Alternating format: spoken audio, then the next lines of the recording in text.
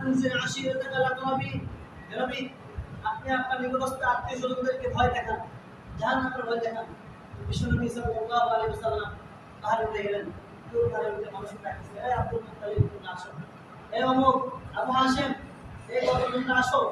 যখন সমস্ত মানুষরা জড়ো হয়ে গেল, বিশ্বনবী সাল্লাল্লাহু আলাইহি ওয়াসাল্লাম তাদেরকে বললেন, যদি তোমাদেরকে সেই সংবাদটা দিই, যে পাহাড়ের পাদদেশে এমন একটা দল রয়েছে, যে দল তোমাদেরকে আক্রমণ করবে, তোমাদেরকে নিশ্চিহ্ন করে ফেলবে, তোমাদের ধ্বংস করে ফেলবে, তোমরা কি আমার এই কথা বিশ্বাস করবে?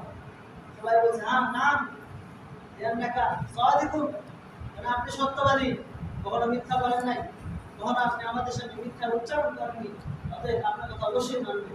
বিশ্বনবী সাল্লাল্লাহু আলাইহি ওয়াসাল্লাম তখনই বলেন, যেটা রাখো, মনে রাখো, তোমরা যে মূর্তির ইবাদত করো, তোমরা যে মূর্তির ইবাদত করো, এই ইবাদত না ছাড়ো, এই মূর্তি পূজা না ছাড়ো, আল্লাহ রাব্বুল আলামিন বলছিলেন তোমাদেরকে এমন এক আযাবের ফেরেশতা দিয়ে ধ্বংস করবেন, তোমরা নিশ্চিন্ত।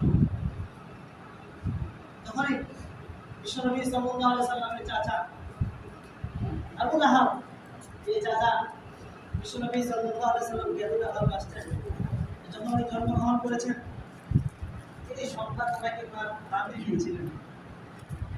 বাঁধে আসা বলেছে, আবু লাহাব, উনি আপনার ভাতিজা মুহাম্মদ হয়েছে। এই খুশিতে আবু লাহাব আবু বাঁধে আজাদ করে দিয়েছিল। তার মানে বোঝা গেল আবু লাহাব তার বিশ্বনবীকে কত ভালোবাসতেন, তার জন্মতে কতটা খুশি হয়েছেন।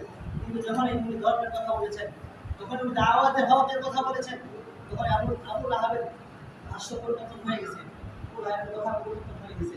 আবু লাহাব যে নিজের ভাতিজার বাংলায় রাখছেন, বলছেন, তাবারাকা আলি হাযা জামাতানা ইয়া মুহাম্মদ, মুহাম্মদ তুমি ধ্বংস হয়ে যাও, তুমি ধ্বংস হয়ে যাও। এই জন্যই আমাকে